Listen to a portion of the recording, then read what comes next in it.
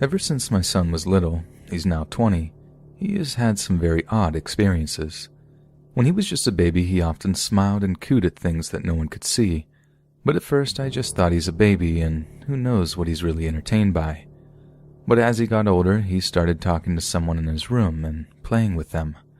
I thought maybe it was an imaginary friend, but if I asked him about it, he was very matter-of-fact that his friend Austin was there and that he lived in his closet.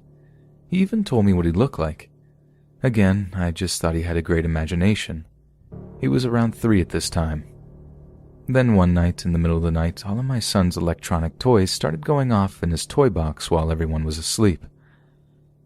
I went in there, thinking he was awake, but he wasn't, and I tried to shut off these toys, of which there was a toy race car steering wheel that revved up, and a game animal noise thing, and one other talking stuffed animal. I couldn't get them to stop, and I didn't want my son to wake up. It got to the point I ripped out the batteries of the race car thing, and it kept going. I freaked out a little and threw it in the yard. When I came back in, I heard another toy going off, and my son did wake up this time, and calmly told me it was his toy train in the closet, and that Austin loved trains. Sure enough, I found the train in the back of the closet where my son said he put it for Austin to use, because my son didn't like trains himself. I started to believe he was really interacting with someone, and I didn't know what to say or do. This went on for years, but my son also said and did other things like this. Around this same age, a 17-year-old boy from our neighborhood was in a car accident and died at this intersection we always passed. I didn't know the boy personally, and I never said anything about him dying to my son. But one night, we were stopped at the intersection, and my son calmly tells me that a boy died in this road. And when I asked him how he knew that, he pointed out the window and said, "Well, he's standing right there." And then he added, "But it's all right. He's okay now." And of course, there was no one standing there to my eyes. I don't know how he would know this unless he really saw it. Then one time when he was with my mom driving, they stopped at a light in front of this wooded area near our house. My mom said he got very worried and told my mom there were secrets in those woods and we could never go in there. When my mom asked what sort of secrets, he shook his head and said he wasn't allowed to talk about it. Needless to say, I've never been in those woods after that. There were other things too, but once he entered school, he stopped talking about it, and I didn't know if he remembered it or not. I didn't ask. But when he turned 14, it seemed to start again, and now he spends most of his free time in this supposedly haunted field near our house, and he said he's helping people. I really don't think he's crazy or anything, but he says he can talk to ghosts and spirits. I have to say that I believe him because he's told me so many odd things that keep happening, and I've seen it for myself many times. I guess I just wonder a little if this is a good thing or not.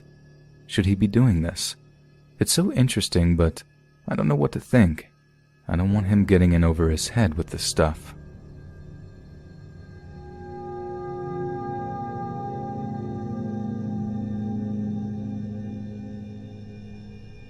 This is told to me by my parents. When my twin brother and I were 6 months old, we started crying as babies do in the middle of the night. They had a baby monitor sitting right next to their bed. My parents, both groggy and half asleep, debating who's going to deal with this one. The baby monitor is flipping out and crystal clear in a man's voice. "Shh, it's okay. Don't cry." My parents jumped out of bed as fast as they could and ran to our room. There was no one. We both had stopped crying by that point, smiles on our faces. My older brother and dad went looking around the house and backyard, finding nothing. This freaked them out for a few nights and so on. This wasn't the only incident. Fast forward to when I was about 3 years old, I would always sit in front of the bathroom's doorway and roll a ball in there. My dad couldn't figure out why, but blew it off to just be a kid's thing. He started noticing I was giggling and pointing at something in there. My dad finally asked what I was giggling at. I responded with, "The man with the owie on his head is making funny faces." My dad said he felt his blood go cold, looking into that semi-dark room. My parents decided to reconstruct the bathroom, new bathtub, shower, etc., hiring some house remodelers. As they were destroying the wall of the bathroom, they freaked out, finding pieces of a human skull in the shower's wall. My dad started to remember what I said, the man with the owie on his head. My dad tracked down the previous owner of the house, lady in her late 40s. She had explained her husband had shot himself in the bathtub a few years before we moved in. He loved children, but sadly, he never had any of his own. It explained why he was so friendly with my twin brother and I. After discovering this, my parents didn't mind his presence too much. We seemed to be happy when he was around. Almost feels like he's still around, even after all these years and moving.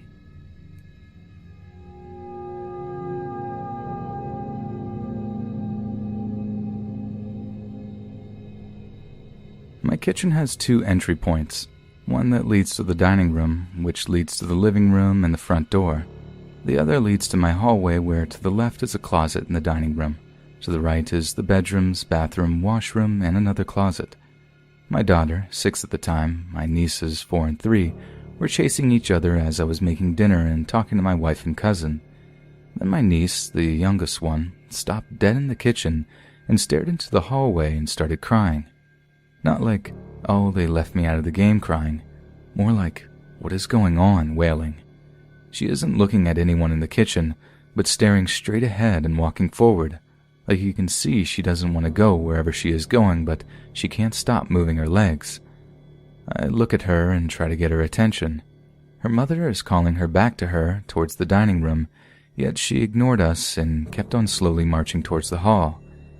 I was like a foot away from the entryway to the hall and stood in front of her.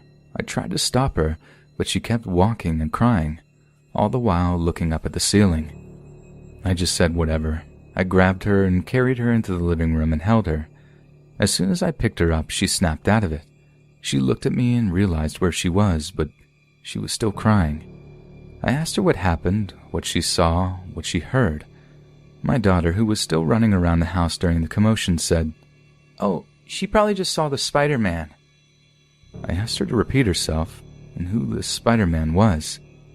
"I don't know, Daddy. It's like a spider with a people face, not a bug face. He lives in the hallway, and if he jumps on your head, he can tell you what to do, and you can't fight him."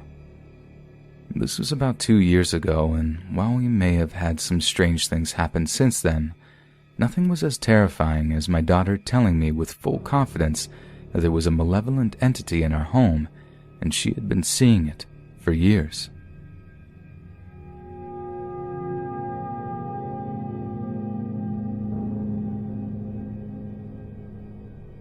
We moved into this apartment about 1.5 years ago. My daughter was 5 months old at the time. We moved to get the extra space since our old apartment, my daughter, husband, fancy rats, and I were all crammed into one bedroom. Luckily, my husband worked graveyard, which eased the strain of us all sharing, since the baby and I would use it at night and he during the day. Soon after we moved in, my daughter began doing strange things like looking into the corner of the room and laughing while waving her hands and kicking her legs, as if someone was playing with her or just staring and smiling over my shoulder while I changed her. For a long time I thought nothing of this, just thought she was doing baby things. At about 8 months old, she began waving at people and saying hi. Again, she began looking off into that same corner near the coat closet in my front room and laughing like she was playing. Then she began looking into the corner, waving and saying hi, which I still thought nothing of. She began learning to walk and talk more, and as she did so, she would walk over to the corner and begin going on and on her baby babble, throwing in a few words like hello and baby. She sometimes would dance in the corner or clap or take her crackers there and hold them out, saying bite, as if offering someone a bite. Again, I figured kid stuff, imaginary friend. Then my daughter began waking in the middle of the night when she usually would sleep all the way through. She was happy, usually trying to play and talk to someone. Eventually, though, that went bad, and she began waking up screaming and begging to sleep in my bed and acting very afraid of her room. So I'd wait until she was all the way asleep again and then put her in her bed. This is when I became concerned it wasn't normal for her. We always had the running joke that there was a ghost in our house. At this point, I started thinking, what if it was true, and it was scaring her. After I put her to bed, I said out loud in a firm voice, "If you're here to scare my family, or hurt my family, you have to leave. This is our home and negativity isn't welcome here. Now get out." I had seen someone do this on TV, so I thought I'd try it. As soon as I said this, I heard my daughter jump up in her bed, so I went in the room prepared to comfort her. But she didn't reach for me or even look at me. She looked towards her window, reached her hand up, and said, "Goodbye, Georgie," in clear, perfect English. Now, my daughter can talk, but not that well, and we don't know anyone named George. So that was super weird. Ever since then, though, nothing has happened.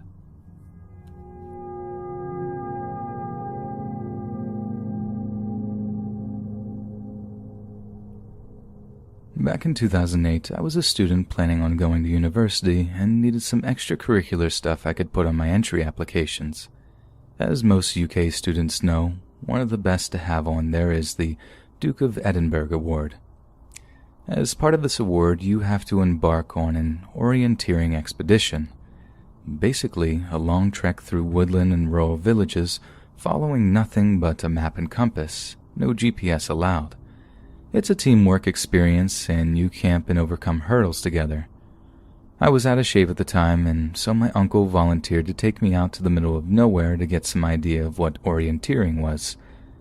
We didn't stay out overnight like I would have to during the real thing, but we hiked maybe 10 miles through the woods and a small village in pretty abysmal weather. By the end of the journey, we were soaked to the bone and pretty miserable, looking forward to getting back to the car and heading home. For the last part of the journey, we were on a dirt trail heading uphill with bushes and trees on either side. We were marching onward in silence at this point when, all of a sudden, there was a rustling in the foliage to our left. From behind a large bush stepped an old man in a black suit with a red bow tie and dress shoes. He looked late 70s, early 80s, very pale, liver spots dotting his face and a gray-white comb-over. I was instantly weirded out. Who dresses like that to go into the woods?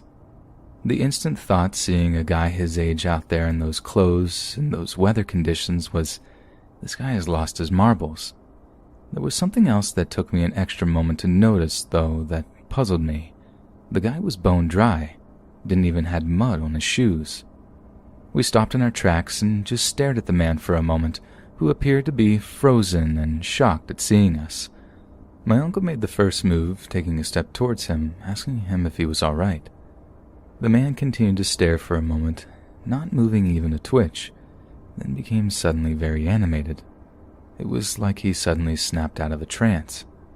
He started flailing his arms wildly, saying something awful had happened, that a good friend of his needed help. He began walking backwards into the woods, motioning for us to follow him, which we did. We started off at a brisk walk, then escalated to running as we struggled to keep up with the old man. After maybe a minute, he disappeared ahead of us, but we could hear him, so we continued to follow the noise until we reached a huge slope.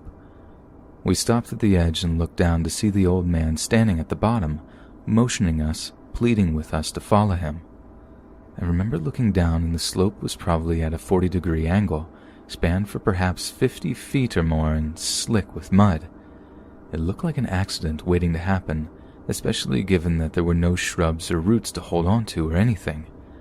I remember looking down at the old man on the other side of the slope and wondering, how the heck did he cross that so quickly and so cleanly? I mean, at that distance, it is hard to see fine detail clearly, but I swear he still did not appear to be wet or muddy at all. My uncle and I looked at each other, and I saw that he was getting as weirded out as I was. Despite my feelings, I made a step toward the edge and was going to try and make my way down when my uncle grabbed me firmly by the arm and pulled me back. Under his breath, he said to me, "Something's wrong here."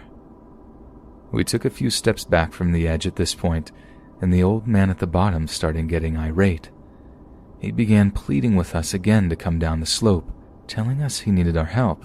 His friend was in trouble. My uncle shouted down to the old man that we would head back to our car and call emergency services for him, that professional help would be on its way very soon. that they would have all the tools to help him, etc. The old man suddenly got furious. He began jumping up and down, demanding that we come down the slope right now, or there would be hell to pay. His voice had changed dramatically. He was practically growling his words, his hands bunched up into fists, pounding his knees like an angry toddler throwing a tantrum. I've never seen a grown adult fly into such a rage in my life. His eyes looked like they were in the verge of bursting out of their sockets, his skin gone from pale to red in almost an instant. We began to hurriedly make our way back to the way we came, his demands and threats getting less audible as we got closer to the trail. Once on the trail, we practically power marched the remaining quarter-mile or so to the car. All the while, my uncle was on the phone to the emergency services explaining to them that there was possibly a mentally ill old man wandering the trail.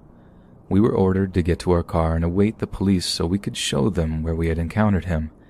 About an hour later, we met 4 officers, 2 whom had dogs with them and packs of supplies like first aid and emergency blankets. We led them to the exact spot and then pointed the 2 officers with dogs in the direction he led us through the bushes. The search lasted them all weekend, but there was no trace of the old man. Officers said the only trail that they could pick up had been mine and my uncle's. They didn't find any footprints or anything belonging to the old man that we had encountered. One of the weirdest experiences of mine to date.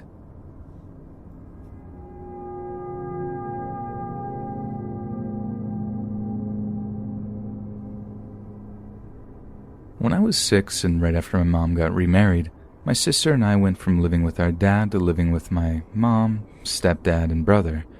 Immediately afterward, weird things started happening in the apartment we were living in. To put this into perspective, we lived in a 2-bed, 2-bath apartment on the 3rd floor. Both bedrooms and one of the bathrooms were immediately next to each other and could be kind of seen from the couch in the living room area. The 3 of us kids shared a bedroom and a bathroom. The other bathroom was in the master bedroom. 2 of these stories are about my stepdad. The thing about him is that, as a tall, bald man, he's a very distinguishable guy. Story 1. My grandmother was watching my sister in the summer one day while both parents were at work. We all saw my stepdad, whom was supposed to be at work 30 to 45 minutes away, walk out of the master bedroom. He walked into the smaller bathroom, came back out, smiled and waved, and then walked back into the bedroom, closing the door behind him. My grandmother, surprised that he was home when she was told he'd be at work, followed him into the bedroom. Nobody was in the bedroom, or either bathroom, or the closet. Nobody else was in the entire apartment but her and us kids. We also lived on the 3rd floor, but we all saw it happen. Story 2. Every night for several months, Mom would come in to tuck us in, kiss us goodnight, and sing to us until we fell asleep. She would sing stuff from Sesame Street like Ernie's Rubber Ducky song or Cookie Monster's Cookie Song. She also sang You Are My Sunshine a lot. I asked Mom about it when I was in high school and asked her why she stopped doing that. She got really uncomfortable and said, "I have to tell you something." One morning she said my sister had thanked her for tucking us in the night before, and could she please sing the cookie song again. Mom asked her what she was talking about, and my sister, brother, and I all confirmed that the night before she had come in to sing to us. Guys, my mom had never done that. Ever. My stepdad has even confirmed this. Neither of them had any idea why we would think she was in our room after we went to bed, especially on nights she was working. Story 3. We were living in a different house a few years later. I was playing outside in a field across from the house with some neighbor kids. One of the kids told me that my stepdad was looking at us from the upstairs window. I thought it was weird because he was supposed to be sleeping because he worked nights at the time, but sure enough, there he was, standing in the bedroom window. I waved at him and he smiled and waved back. Going back inside an hour or so later, stepdad was asleep in bed. I asked my mom why she had been up so late and she was super confused. According to her, he'd been sleeping for the last 3 hours. She had been sitting at the computer in an area of the hall outside their bedroom and could hear him snoring, so was sure of it. Asking him later about it, He had no idea what I was talking about. There were more instances of mostly my stepdad appearing in places he couldn't have been in. We also had a lot of paranormal things going on in both the apartment and that house, like footsteps, shadow figures, voices, things being moved or thrown around.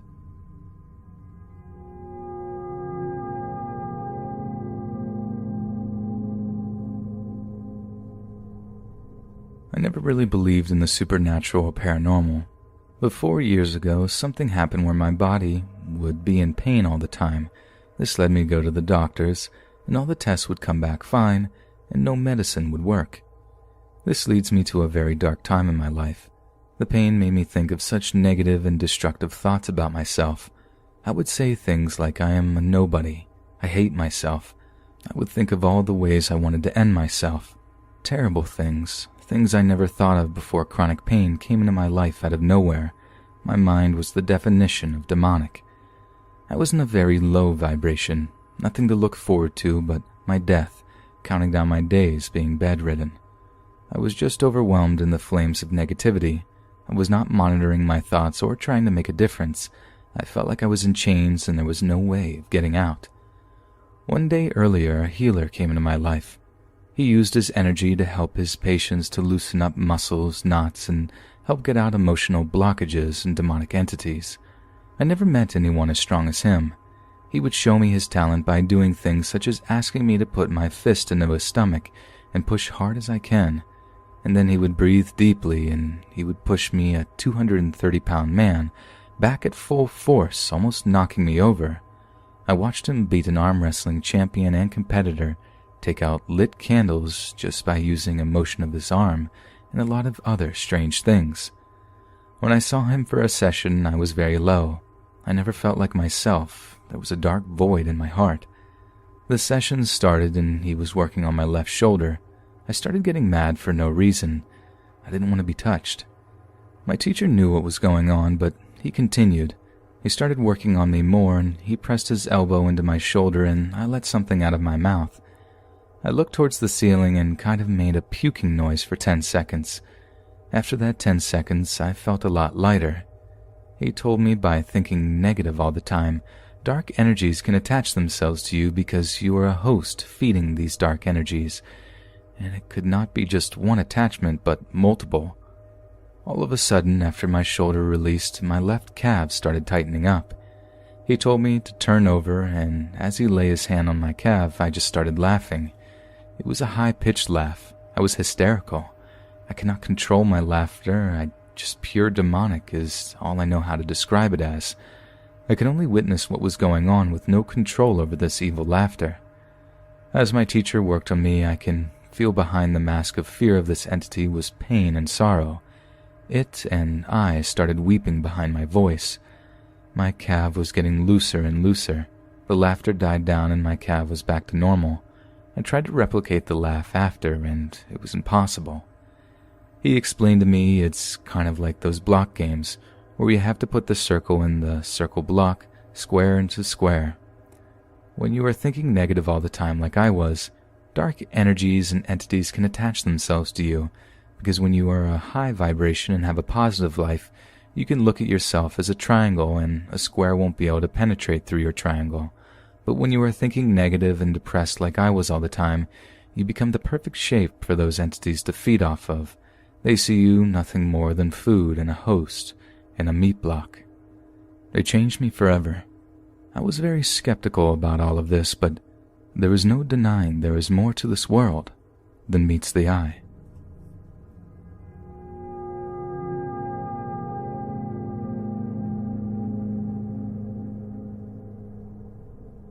My first duty station was Naval Station Pearl Harbor, Hawaii. I know, rough gig for a 19-year-old kid, as a military police officer. I was there from 2004 to 2007 and bounced between bases. Near the end of my time, I got reassigned to the Naval Magazine in Iwa Beach and patrolled that base from early 2007 till I transferred in October. This base is comprised of the main magazine complex in Iwa itself, the old base at Barbers Point and Kapolei, and another magazine complex in Nanakuli. For my first couple months as my welcome aboard and as the newest, most junior guys at the NavMag precinct, I got the lucky experience of patrolling the main mag area on night shift, 10 p.m. to 6 a.m. This area is approximately 7,000 acres of pitch-dark ammo magazine spread out through the woods, the only light being from your headlights and overheads. Once you make your way to the gate of the mag area, I always had to park the truck, get out, and walk to the gate, open it, drive through, then get back out and lock the gate behind me. I always had the weirdest, creepiest feeling that I was being watched from the woods when I had to get out and open the gate. Mind you, to the left of the woods was an abandoned base housing neighborhood that was closed down in the mid-1990s due to budget and completely overgrown with vegetation. Because I worked night shift, patrolling this large complex of row upon row of ammo magazines intermixed with dense vegetation was the scariest experience of my life. Normally, I would just haul it from the complex gate down to the piers where the only lights were located and move all my vehicle mirrors so that they faced inward, and there was no way I could look in them for fear of seeing something behind me. I absolutely hated making my rounds, and those 8 hours from 2200 to 0600 was the most dreaded feeling while I was assigned to mag patrol. There were times that radios would play music in the little shacks used by the day workers on the pier, maybe left on by the workers when they left, that I would shut off, and when I made my way back an hour or so later, they would be playing music again. Buildings that I would just speed past because I swear to God that things were watching me from what was left of their windows. I never even turned my lights off, those poor patrol vehicles. I always had my interior lights on, my high beams, my alley lights, and my takedowns on, so I was a one-man light show spectacular. Some of the older DoD police would refuse to patrol the main mag complex because of stories that have been passed down over the years. The reason why they never used their mirrors was because of the story of a white-dressed woman who wandered the complex and would appear in your rearview mirror at random times, a practice I quickly adopted, turning my mirrors inward before heading out on patrol. And with total seriousness, I told my supervisor every evening that I was assigned to mag patrol that if my vehicle ever broke down out there in those woods, in the pitch darkness, all alone with the only set of keys in and out, well, it was a pleasure working with him, because I wasn't going to sit in that dark and wait for help to arrive. Read between those lines. And this is just the main magazine complex. I have stories for the other two bases and stories about Pearl Harbor itself. Those can be told on request. Those were the 3 most interesting and scary years of my naval career.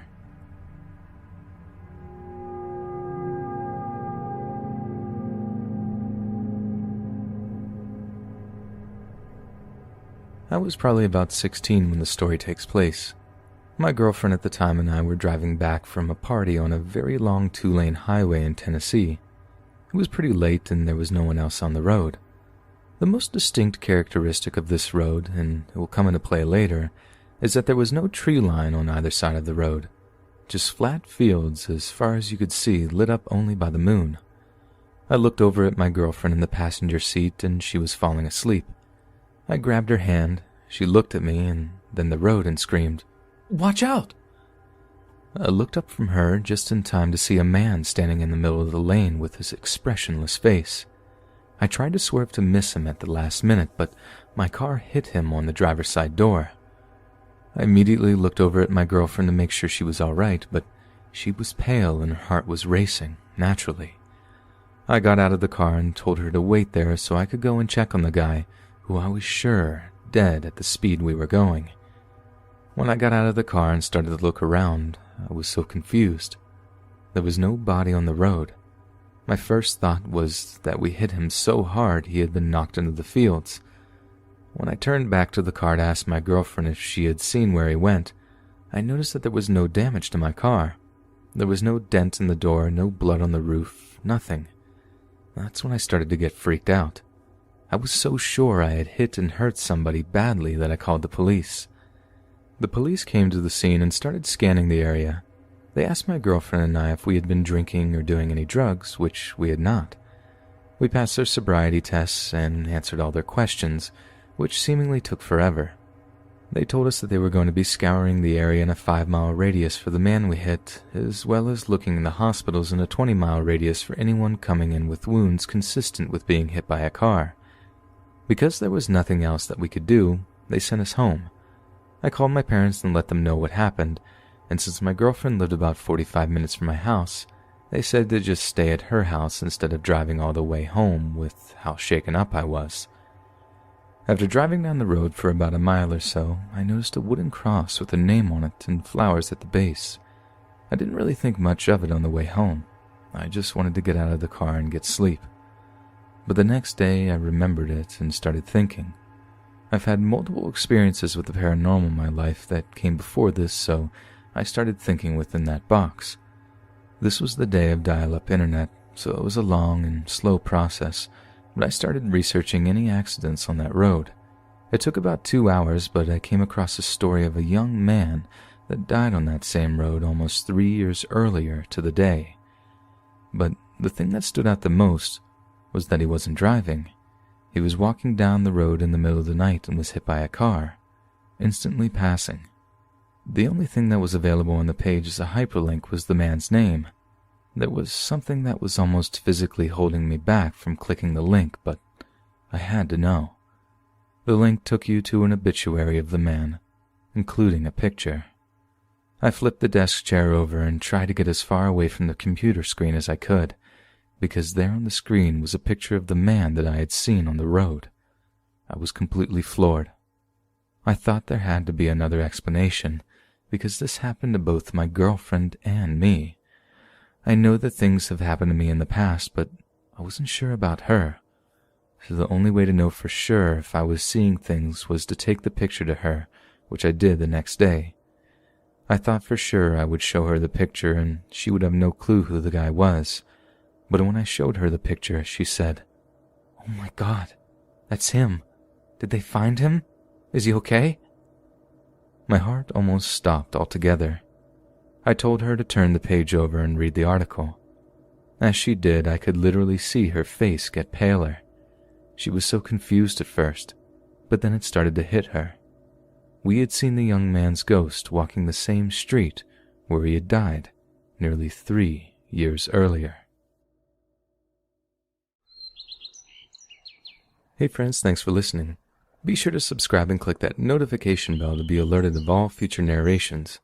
If you got a story, be sure to submit them to my subreddit, Let's Read Official, and give and receive feedback from the community, and maybe even hear it featured here on the channel. And join my Discord to make friends with me and all the other great subscribers. And if you want to support me even more, grab early access to all future narrations for just $1 a month on Patreon, and maybe even pick up some Let's Read merch on Spreadshirt. Links in the bio. Thanks so much, friends, and I'll see you again soon.